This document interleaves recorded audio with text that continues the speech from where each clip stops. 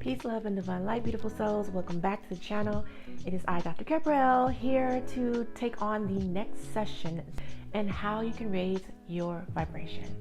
First, I want to thank you for tuning in. And if you've been staying on track and doing the work, extra kudos and extra high vibe, high fives and love to you for staying consistent, because consistency is the only way we are going to achieve getting into the frequency by raising our vibration. All right, so today, beautiful souls, we are going to step into understanding the profoundness of how water, the simple thing of water, can help raise your vibration and in turn put you in a different frequency. Before we begin, I do want to do my proper introduction. If you are new here, thank you for tuning in. If you've been here before, you already know the drill, but my name is Dr. Gabrielle. I'm your spiritual Sherpa, helping you work through your spiritual awakening process, but also helping you to learn the things you need to do to unlock that potential that lives within you, that greatness that you have yet to tap into. All right, so water is more than just that physical wet substance that we are familiar with it being. It's more than what we ingest. It's more than everything that we thought it to be. It is the key to life. It is the literal key to life. Whenever there is water, a part of any alchemical equation that we know, we will always definitely see life come into being.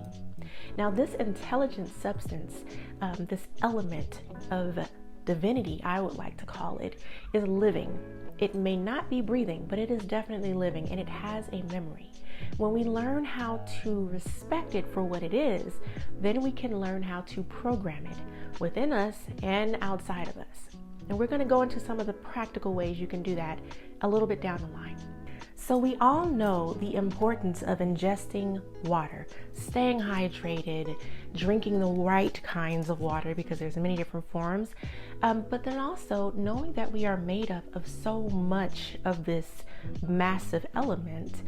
A little bit of this information, this fact information is conflicting. I've read somewhere between 70 to 75%, but I've also seen 90%. I think that may be up for the jury to still decide on, and maybe as we grow in our intelligence and understand and respect our bodies and the forms of water, bodies of water that exist, we may begin to understand more about this. Now, I want to express that when we begin to unlock how much knowledge is inside of our bodies, since we're talking about water and in the body, you can understand that water is not something that's just an element that's there for you. It's something that's there to empower you when you use it appropriately. You can optimize your water. You can empower your water. You can also program your water. And it's very simple. It really comes down to you first being in alignment with the water by intentionally thinking about what you need it to do for you specifically. But also what you're speaking into your water is just as powerful. So what we think of our water, how we address our water and approach it all together is going to infinitely make an impression or an imprint inside of our body. So Dr. Emoto, some of you may be familiar with him. He did several different forms of experimentations in the 90s.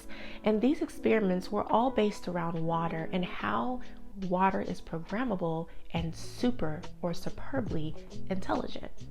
What he discovered is that if you speak the right things and intend the right things and communicate to water, it will in turn crystallize into these beautiful formations that provide, if you just imagine us, that same infinite intelligence and quality that we gave it.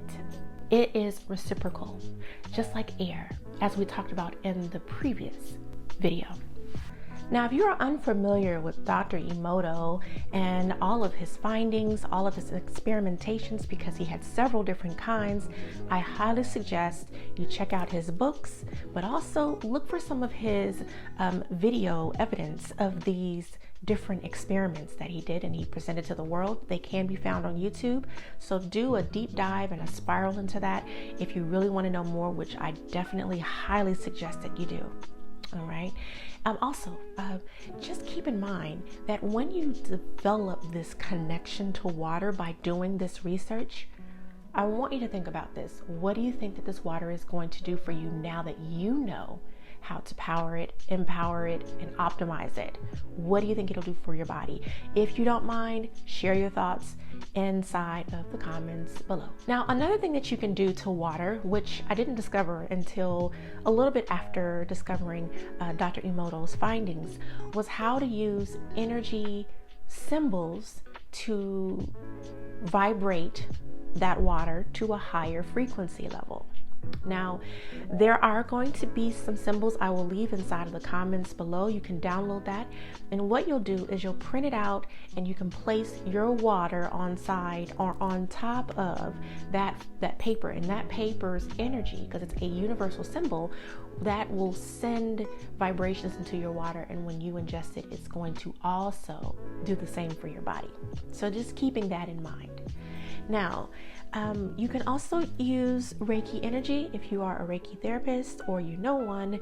That is something that you can use also to optimize your water. So symbols are really helpful. I've even used sacred geometry. I have a very deep love and compassion for sacred geometry, but that is also another way that you can empower your water. And if you were here for the very first session that we did, we talked a lot about gratitude, and actually that was the only thing we talked about. Actually, that was the second session that we did when we talked about gratitude.